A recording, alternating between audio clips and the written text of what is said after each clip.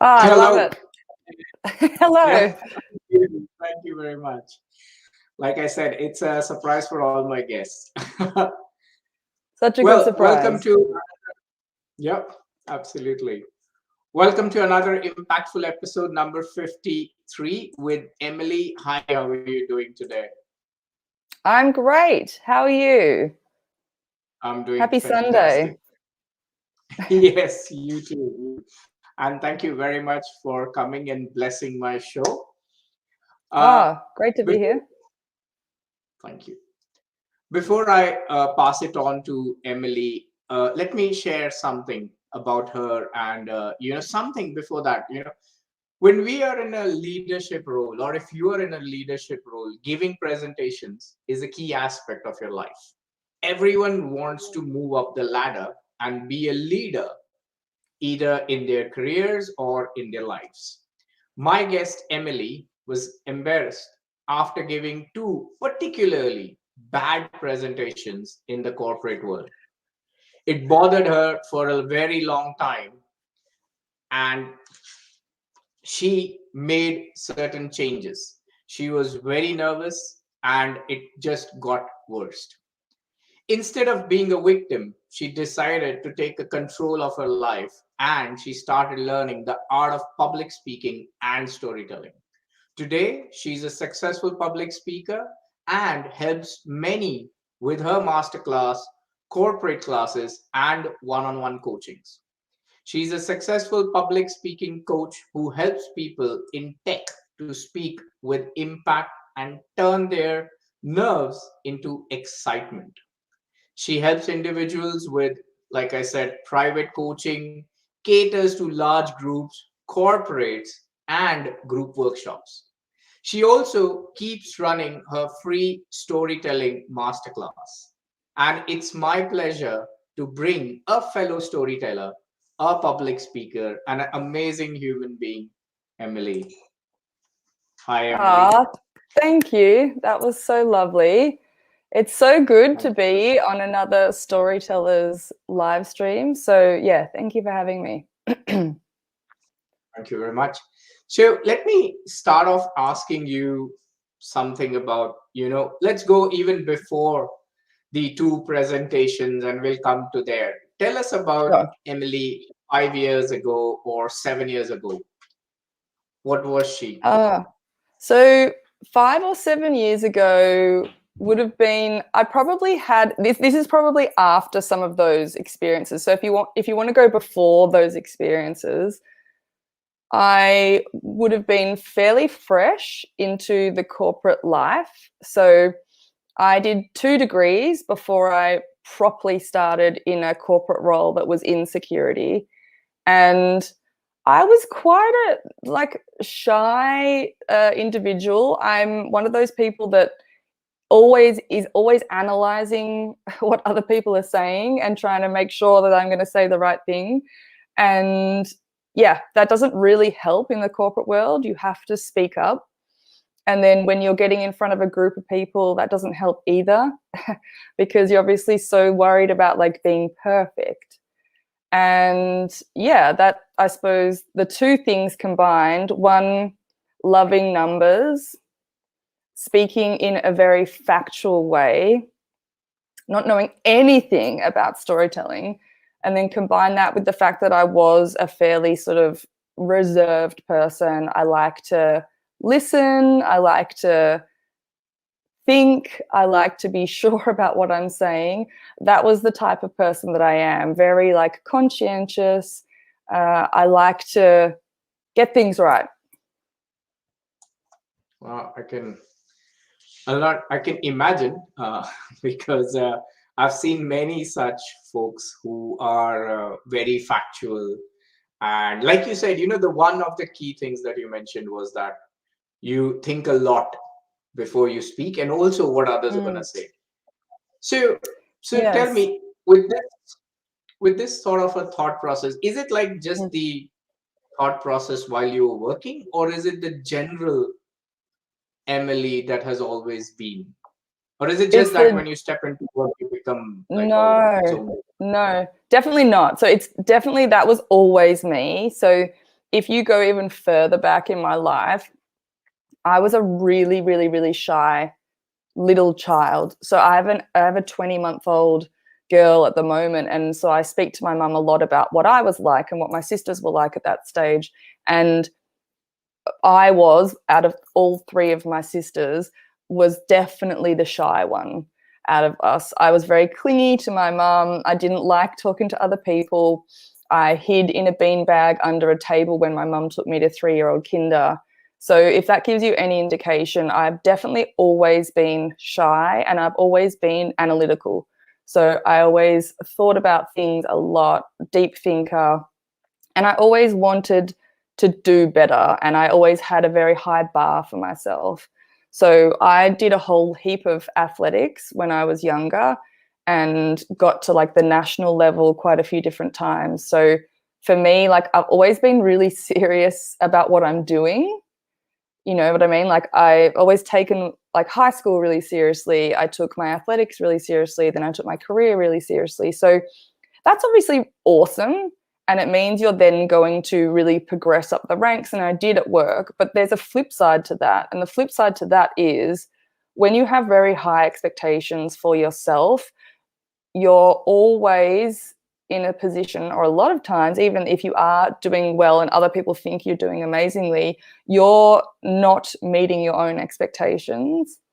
And so that was what life was always like for me. You know, I'd do a test or an exam and I would speak to other like colleagues, even if this was at high school or at university, and they would go, that was so easy. And I was like, oh my God, that was terrible. Like, I was so bad. So like, I could never quite measure up to my own standards. And I think that has contributed to the way that I present. And I know I'm not alone in this. Like, I see it a lot in my clients as well.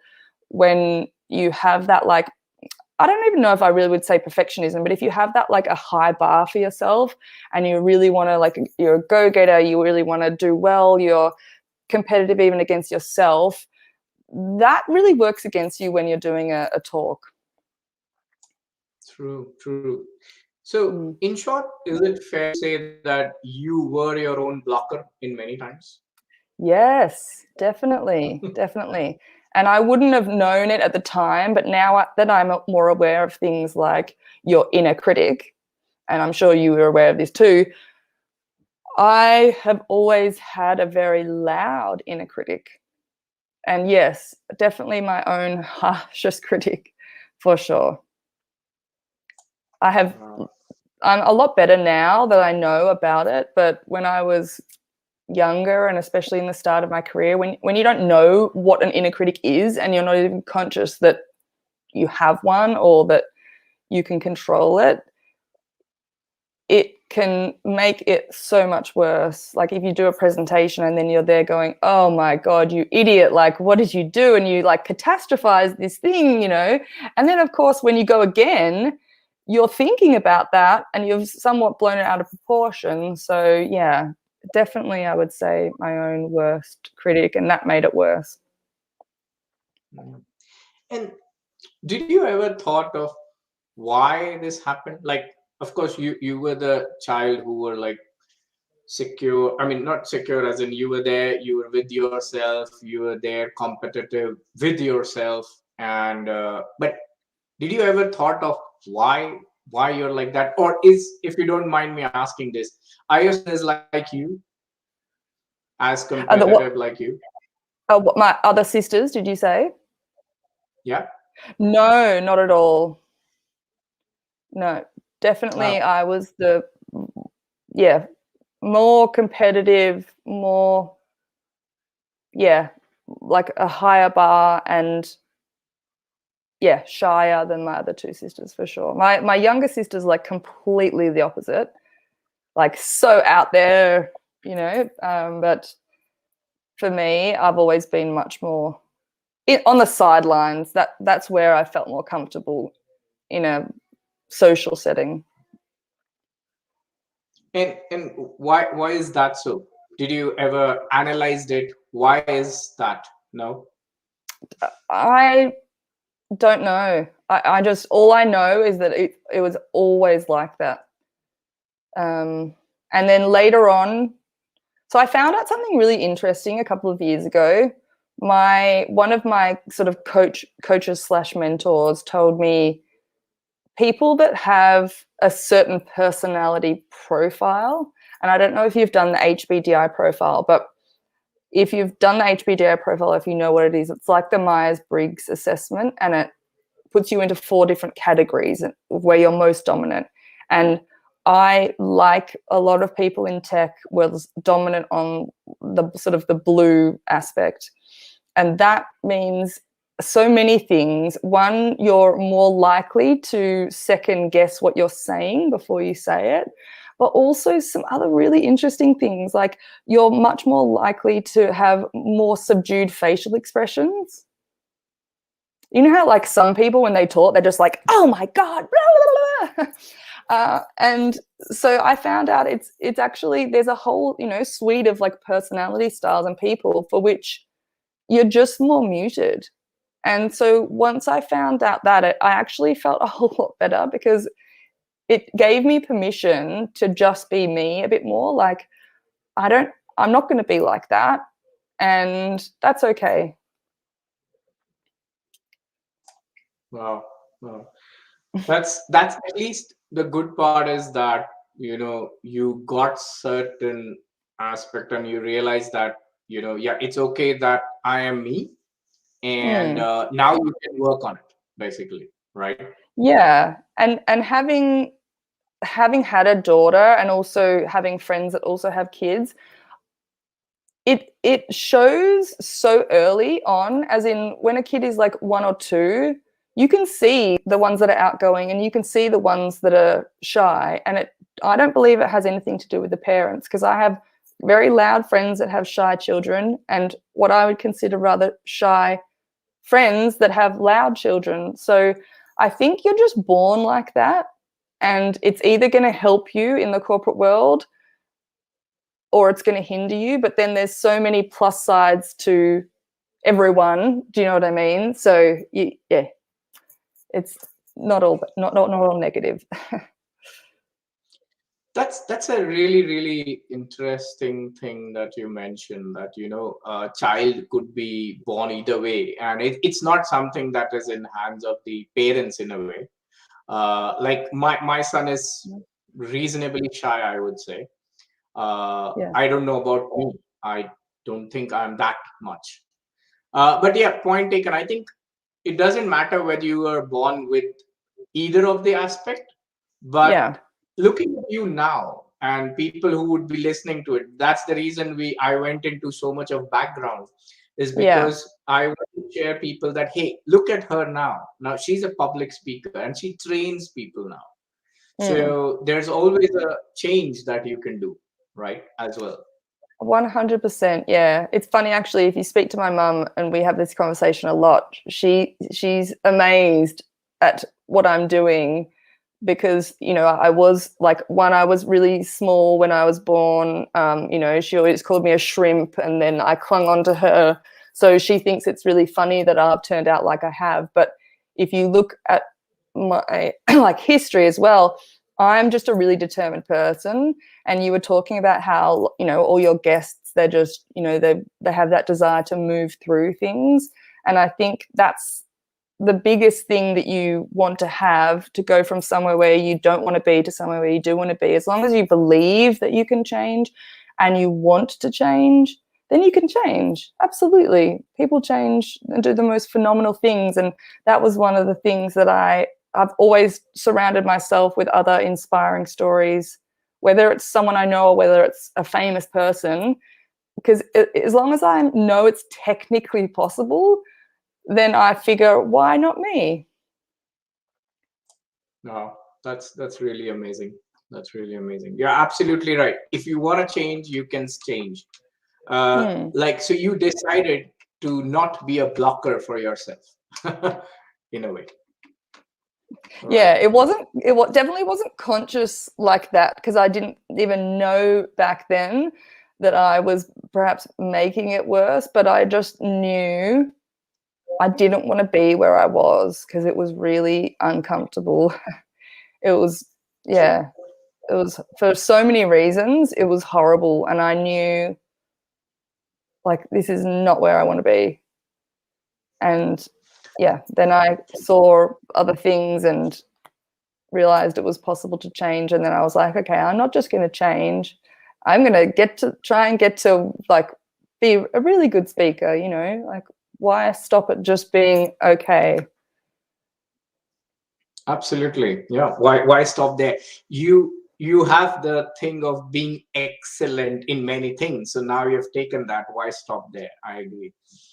But let me scratch a little on that part where you got into the realization that, oh, I have to change, right? So let's go back a few more years now from the current place.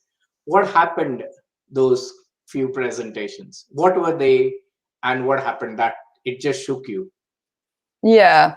So the first one was when I was presenting to a very, very serious information security governance committee, and it was all the most senior executives in our organization, and I had just been promoted, and so I was trying to get my head around these risk profiles, and I don't think I was really prepared enough, but that's okay.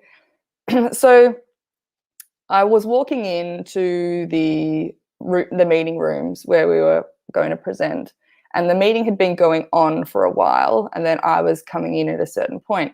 And my boss at the time, you know, he came to meet me, and he said to me, so the lady that's running the meeting, right, he said to me, just letting you know, she's in a really bad mood today. So yeah, just be careful, sort of. And my heart literally sank because I was already feeling nervous about it. You know, like high profile meeting. I've got to explain to them what's happening with their security risks. I felt, you know, very young at the time. And he then drops that bombshell. And of course, that just made me even more nervous. So my heart rate completely spiked, you know, like I felt the butterflies in my stomach. And my mind was going a million miles an hour. And of course, when I get in there and I try to sort of start speaking, I'm not really even completely making sense. I'm sort of like just like stuttering and like mumbling over my words. I completely lose my train of thought. I don't know, you know, like I just get overwhelmed in the moment. And luckily, a couple of the other more senior people obviously notice that I'm really struggling, and they take over the conversation. And so I just sit there like wishing that the whole world would eat me up and I could just disappear. And then I can't remember how long it was till this next presentation, but then I had to present to 250 or so project managers. And it was in an auditorium. So when you come in, there's a big stage and it's staggered seating. And it was pretty full. And again, I was presenting on something that I didn't feel like I knew that well, which I know happens all the time in the corporate space. And I had that terrible experience in the back of my mind. And as I got up there, I just got so overwhelmed, literally like a deer in headlights. And when it came, you know, my turn to speak, I think again, I just like sort of mumbled some words. My mouth got so dry that I had to ask someone to go get me a glass of water because I hadn't brought a glass of water with me. And of course, you can imagine in those moments with 200 people's eyes looking at me, I'm standing there up on the podium. I can't actually talk anymore. And I have to wait in silence while someone goes to get me a glass of water. You can imagine what I was thinking at that point of time. I was mortified. Like I can laugh about it now, but literally if I could have just got the world to swallow me up at that point again, I would have. I was just, yeah, I was so embarrassed.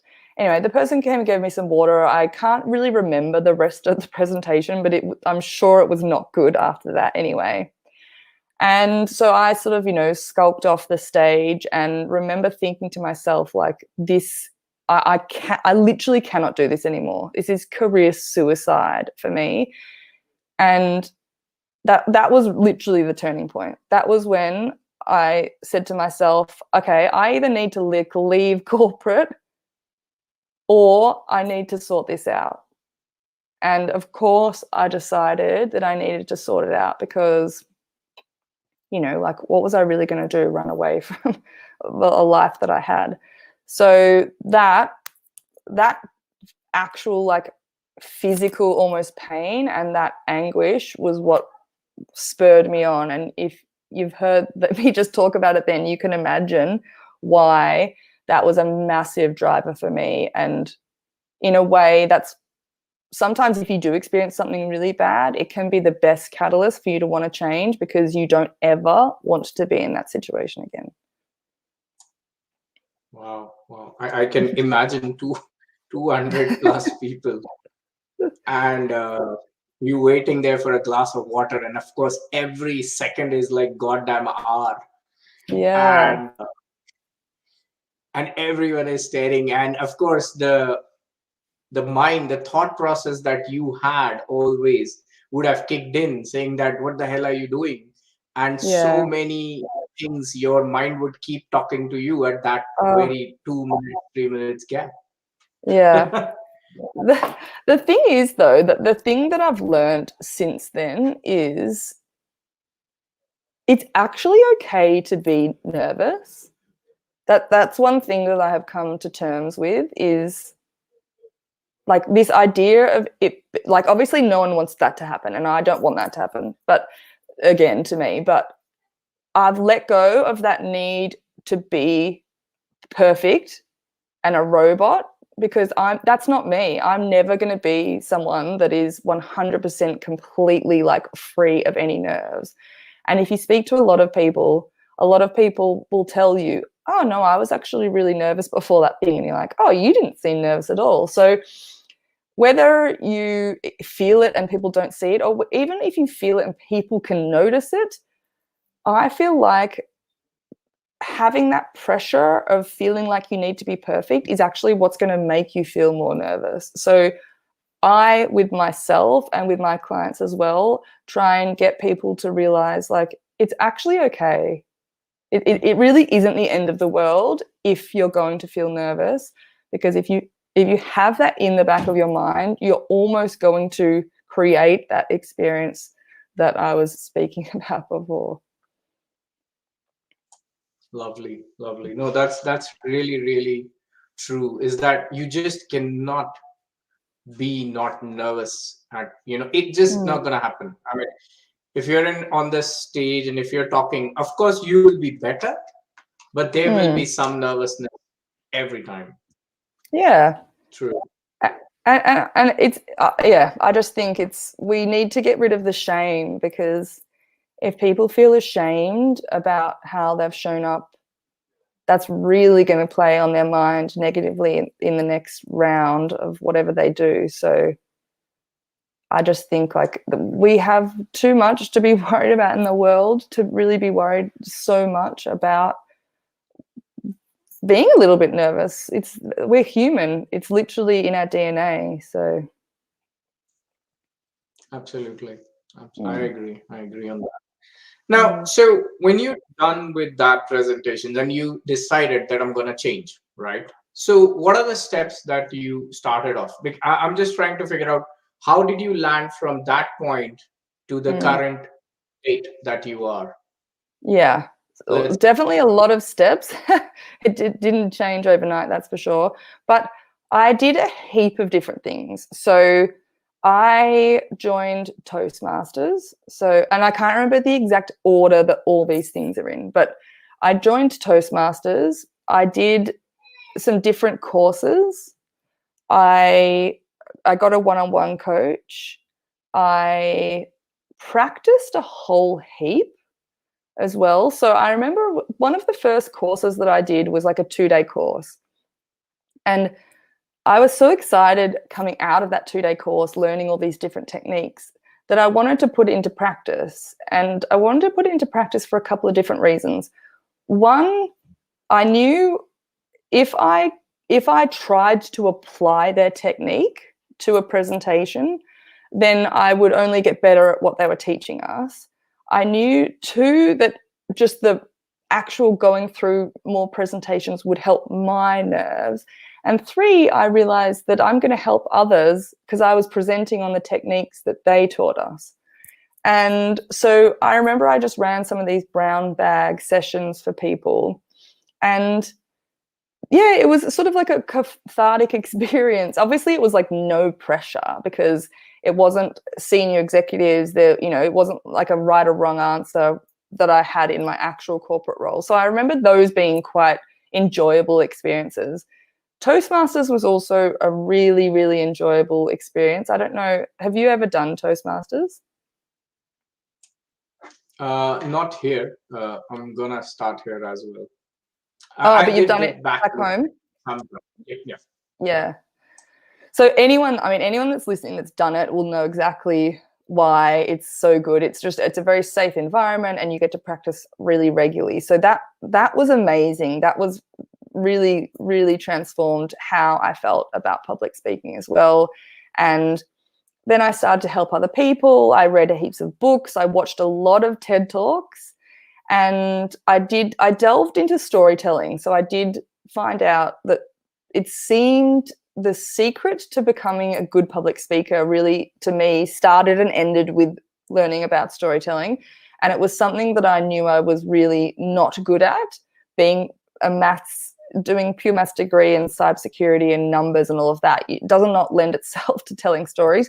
So that for me was just fascinating. And then the more I learned about stories, the happier I was telling stories or doing presentations. So that for me was also a really big turning point.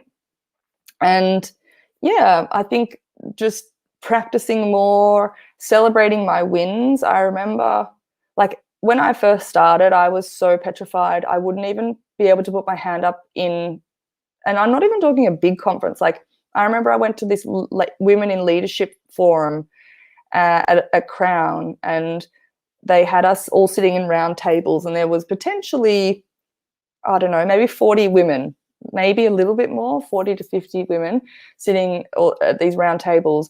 And yeah, my nerves were so high that I couldn't even really put my hand up to ask a question, even though I wanted to ask a question. And so I just started with small things. I started with, okay, you can't even put your hand up to ask a question. That's your first goal. So then I would work myself up. Okay, well, put your hand up and ask a question. And maybe I'd do that and I would be nervous. And so the next step was, okay, maybe next time you can put your hand up and ask a question and your heart won't be beating out of your chest. So I just remember I was always trying to search for that, like, well, what's that next step? What's that next step? And I don't know, I would put myself out there. Sometimes I would like fail. Sometimes I wouldn't feel good. I would be a bit nervous, but I was always happy to try something and put my name out there. I just knew I couldn't run from this, and the more I ran to it, the better it would be. And that has served me quite well. Oh, that's really, really interesting. What you said was absolutely correct. I mean, you went through many things and practice. We all know it's the best thing that you can do with anything that you want to learn. Mm-hmm. So, and I'm still on that journey, right? I definitely haven't arrived. Absolutely. We are, yeah, that's true. Mm-hmm. So now when you started getting better and so how do you actually, so when you said practice and now you have people coming to you, so let me give you an example, okay? A scenario or two maybe, because I hear a lot of things and I would also like to get your opinions on that. So few people have got myth, right? The myth could be like, hey, I don't, for example, many say that I don't have stories like you do. Yeah. How do you tackle that? So I know I had a heap of limiting beliefs when I first started storytelling as well. So I remember things that would come up in my mind was, I have a terrible memory. Like, how am I going to be able to recount stuff from my life? Like, I can't even remember heaps of stuff. That's what I was remembering. I thought not that much exciting happens in my life. So I'd seen some pretty phenomenal speakers speak about their life, and their life was extraordinary. I think his name's Corporal Ben Robert Smith, talk about fighting in Afghanistan in the war there, and, you know, like, quite an amazing life. I've seen a lady speak who was one of the people that got chosen to fly to Mars by NASA. And so, like, she was talking about the preparation. So I've seen people talk and they had incredible lives. And I remember thinking, I have not had an incredible life. Like, how am I going to ever tell a story that would ever match that? But what I learned was, if you're generally what we do, right, we will share a tip. We'll share information, not a story a lot of times. Or we will share, like, you know, do this, like, with our teams or whatever it is. We will share information. Now, if you believe that information, would be a reason why you believe that information, and there's a story behind that. So let's just say, like, I might be telling people that stories are memorable, really memorable. Okay, but if I say that, it doesn't really give a lot away. But why do I believe a story is memorable? What have I experienced that's shown me a story is memorable? There's a story there, if that makes sense. So it's not so much about having an amazing life or having amazing stories to tell. I generally work from, what point are you trying to make? What are you trying to explain? What's the story behind that? It's like, you don't have to go out and find a story, really. There's a story lying behind that, or multiple stories that lie behind that.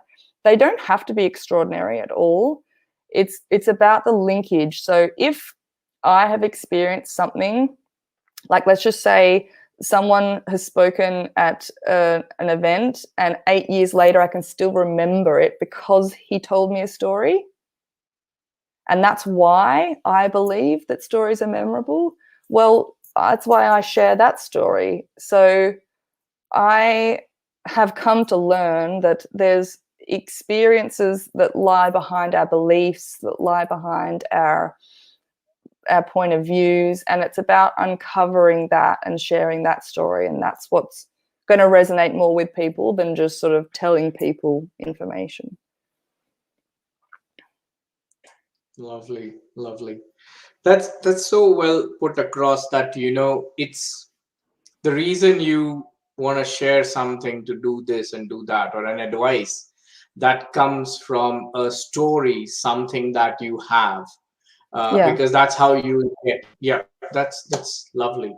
That's lovely. Yeah, I'll share one other thing just to bring that home, and sorry if we're taking up too much time, but I did a poll on this recently on LinkedIn, and I asked people what's prompted your biggest learnings in life?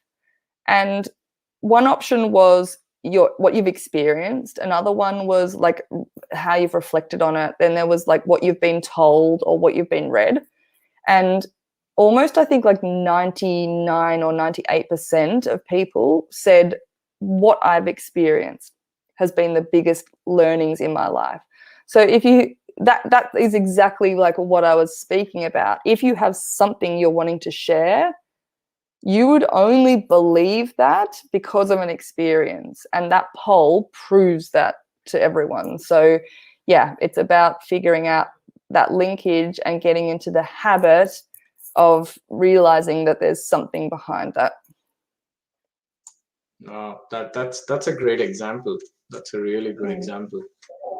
Now, tell me, and for my audience as well, so what do you do now? So how do you help people, let's say, and what sort of group that you help in? Like, is there a particular group, or is it that anybody can come to Emily and seek help? And, you know, what do you do? Yeah. I mean, the group coaching that I do is completely open. I put it out to the public. I have 2 different group programs. One is very more general for public speaking and presentations, more end to end.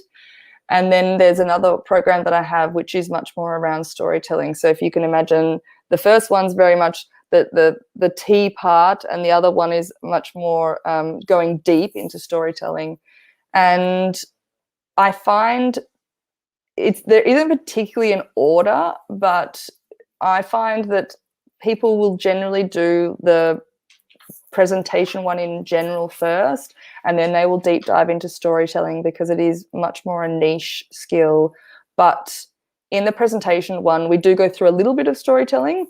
We go through a little bit of the mindset side of things, the content side of things in terms of your presentation, and then the delivery side of things. So I always talk about how there's sort of the 3 parts to a presentation, being like, you cannot be confident and happy if you don't feel like you're giving a gift to your audience. And I always use that analogy. Like, it's literally like going to a party and you have like 50 people or 100 people, however many people, and they're expecting you to give them something. Now, imagine if you go and you either don't give them anything, you give them a gift they can't use, or you give them a gift they've already got. Like, they're not going to be happy, and you're probably not going to feel good either. So the content of your presentation has to be good, and you have to be giving value to your audience. Then secondly, there's that delivery side of things. So even though you've got great content, you also need to deliver it in a way that is engaging. And especially now that we're so much more virtual these days, the people's ability to keep connected and stay engaged online is so much harder than in person.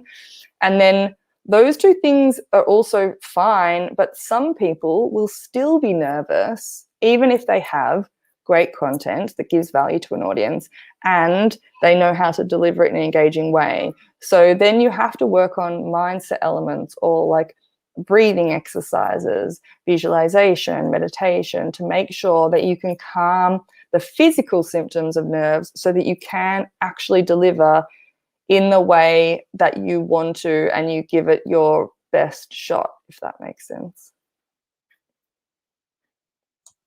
Awesome.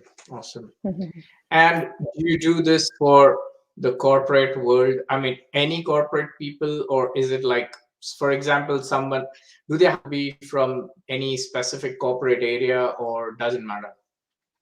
Yeah. Normally, most of my clients are in tech, but some people are not. So it doesn't really matter. I definitely don't turn people away, but I find, because I've come from the tech industry, I understand people in the tech industry and I understand the challenges. So yeah, predominantly the individuals that I work with and also the corporates are either tech companies or companies with large tech workforces, and people that generally don't like presenting and have spent a lot of their spare time honing their technical skills and not their interpersonal skills. Interesting. And I also saw that you have so there's the public speaking, and then you have the storytelling aspects. So when you do one-on-one coachings, right? So what does that encompass? Like, what all things a person would benefit in one-on-one coaching as well? The one-on-one coaching is completely tailored to each person because everyone's so different. My group coaching is very standard, as in I have a set program for the group coaching. Every week I know exactly what we're going to cover, whereas the individual coaching, I will have a first session with someone and then figure out, like, where are they and then where do they want to be? Because for some people, being more articulate is really like something that plays on their mind. For other people, it might be, they don't want to go red. For someone else, it might be like, no, I'm pretty comfortable with speaking, but I just want to be more engaging. So it's about figuring out what is that thing that person really wants and where are they today, and then we figure out the best way to get them there. And part of it is also about me knowing that sometimes as well people think they know what they want, but that's not always going to get them there. So yeah, I definitely work with the individual to come up with something. It's not me coming up with them, it's not them coming up with them. We come up with a plan together to figure out, okay, this will help you get there, because someone might say, like as an example, I'm really, really nervous and I want help with my nerves. And I'll say, okay, great, we could definitely do some mindset related things.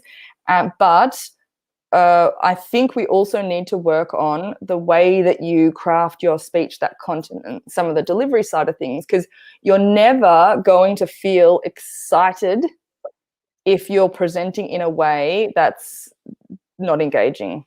It just will not happen. And I know that from my own experience. But I also know even if you learn amazing techniques, you can still feel nervous. So it's about, a lot of times, it's about that balance of them. True.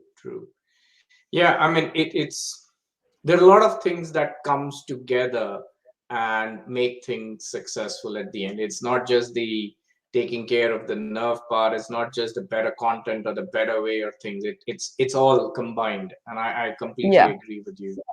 Yeah. True. So, wow, we're almost at the tail end of the show. Yeah. I can keep talking to you forever. Yes.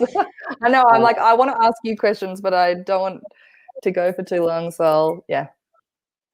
Sure. So there's one question, and I ask this to all my guests. This is the only one common question. Is that, Sure. and do you think that sharing stories are important? Basically, the title of my show: Do stories impact? 100%, even 1000%. Absolutely. Of course they do. Wonderful. Yeah. And now for all the audience, before I ask Emily to share any last words, tips to everyone, please, all the 3 locations that Emily has given, her website, her LinkedIn profile, Twitter, and Instagram, and all of them are in the Facebook, LinkedIn, and YouTube. Please connect with her, ping her, know what exactly she's doing. Go to her site. You will find certain articles. There are freebies as well. Read and understand, and of course, ping her and connect with her so that you can be a better storyteller. You would be a better public speaker, and it's always nice to have knowledge and implement it. All right. And if you want to be on my show and impact like how Emily did or how the other guests have done, just ping me and I'll connect with you and we can figure out the time and other things. With that, Emily, we're almost at the end. Do you have any last words for our audience? No, I was just going to say, like, thank you so much I loved your questions, really. That's what I wanted to say. I know when I've done a lot of different podcasts, and the style of questions doesn't really allow you to go into your story, right? The questions are sort of more, I don't know, closed questions, whereas for you really allow the person that you're interviewing to go back and explain things. And I think that's really important, because things don't just happen out of nowhere. There's, like, for me, storytelling is all about cause and effect, and life is all about cause and effect, right? Like, we do not get here because of anything other than our past. And I think to give someone a platform to talk about their past and like what has brought them here, whether it's good or bad, I just love what you're doing. So thank you for having me. And yeah, I think everyone likes to hear what has made up someone's past and what's got them to where they are. And I think you do a really great job of getting that out of people. Thank you very much. And there's one question that just popped up right now, and I would still like to take that if it's okay. Sure. Harish says, good morning. I joined in the middle. Want to know how Emily stores and recollects. Yes. Tools, method. Yeah. So I actually do have, just on my phone, nothing fancy, and I have another version on my MacBook. I have a story file, and I actually have two different versions of a story file. So one is much more a static version of things way in my past. So I might have written down interesting experiences, difficult experiences in my life, or even stories that I've come across. So that's like a file to use when I want to make sure I have things top of mind. So that's one that I would always suggest that people do. Another one that I have recently created is more, and it's sort of a little bit like what a comedian will do. You know how comedians will do humor that's very much about day-to-day life? So I've started to write down things in my phone when they happen or when I am reminded of something. So I might have an interaction with my 20-month-old and, you know, like maybe she's going to me, "Woo!" And, you know, that makes me realize like, oh, why is she mimicking that? Like, what's in that that makes her like really bring it to life? And then I think like, oh, there's a connection there to public speaking. And so that little story, instead of it coming in my mind and completely going out, I will put that in my phone literally at that time that I think of it, just in a couple of words. And that's enough for me to then use in the days or weeks to come, whether it's on social media, whether it's in a conversation like this. So I can tell more sort of off the cuff, day-to-day stories. So I very much have that sort of two sort of versions of them. And I would not be the storyteller that I am today if I didn't have that down. So many things happen to us in life, and it's the same if you want to be funny. And I was reading like how to be a funnier public speaker. So many funny things happen in our life, but we just forget them. Imagine if you could have written all the funny things down as they happened in your life and you had that on file. So yeah, I would say if someone wants to get better at telling stories, start writing down interesting things that happen, connection points that you're making in your mind from an experience to something you believe that you might want to talk about in the future. And you will find that it'll be so easy to then connect them when you actually want to share them later, whether it's written or verbal. Yeah.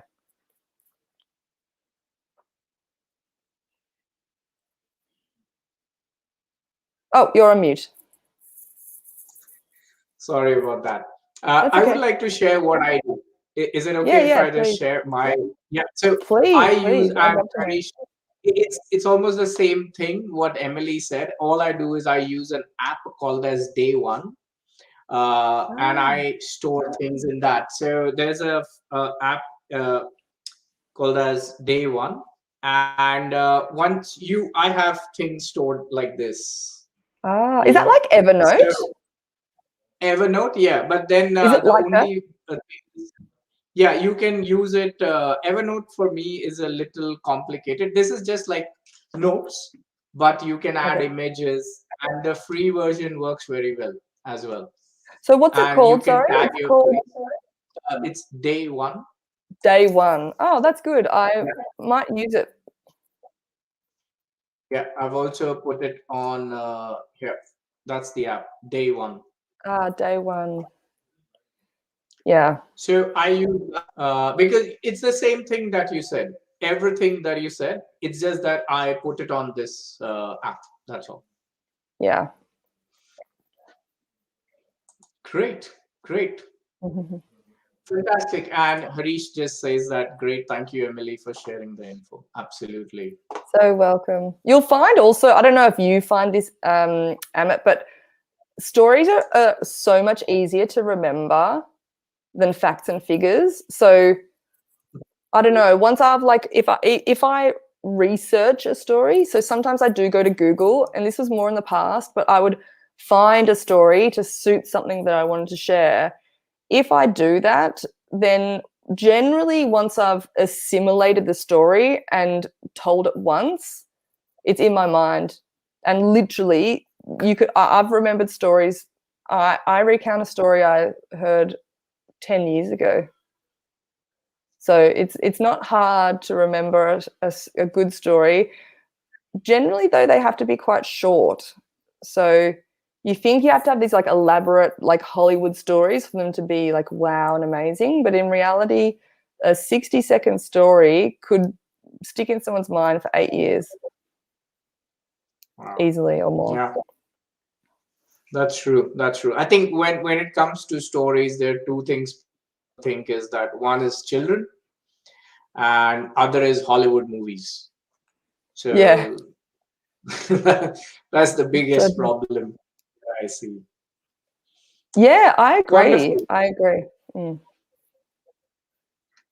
Sorry. No, I think so. I think we're gonna have a part 2 with Emily, and I assure this to all my guests that I'm gonna get her again, maybe after 3 to 4 months. Let's say 2022, because by then she'll have more things to tell us. She'll have impacted more and more people and more of their lives, and we're gonna learn something more.